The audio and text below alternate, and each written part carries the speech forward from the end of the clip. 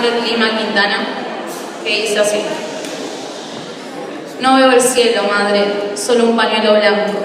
No sé si aquella noche yo te estaba pensando, o si un perfil de sombras me acunaba en sus brazos, pero entré en otra historia por el cielo cambiado. No me duele la carne que se ha desgarrado, me duele haber perdido las alas de mi canto, las posibilidades de estar en el milagro y recoger las flores que caen de tu llanto. No quiero que me llores, mírame a tu costado, mi sangre está en la sangre de un pueblo castigado, mi voz está en las voces de los iluminados que caminan contigo por la ronda de mayo.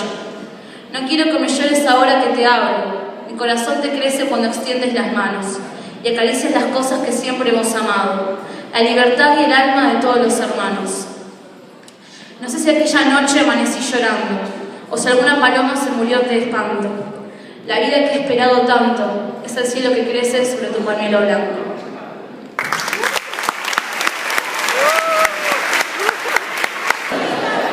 Hola, ahí está.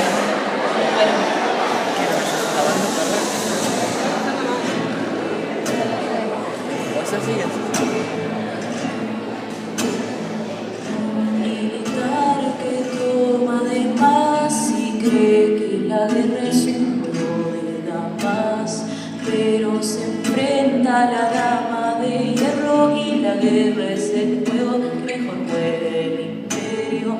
Él tiene una burda pantalla, si quieren venir presentaremos batalla. Una causa justa, vilmente usada para quedarse en el poder, dormir en la rosada. No se va a la guerra como se va de paseo, no es lo mismo un balcón que un bombardeo. El teniente Alfredo Astiz se rinde ni bien asoma la nariz. Se hunde el crucero General Belgrano, un misil al Sheffield para estar a mano. Gente y ATC siguen informando,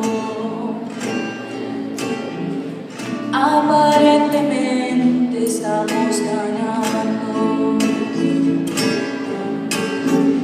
En este país las fuerzas armadas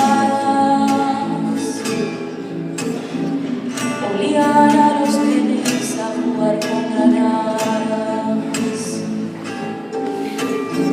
secuestran y torturan embarazadas, pegan a la gente cuando está atada. En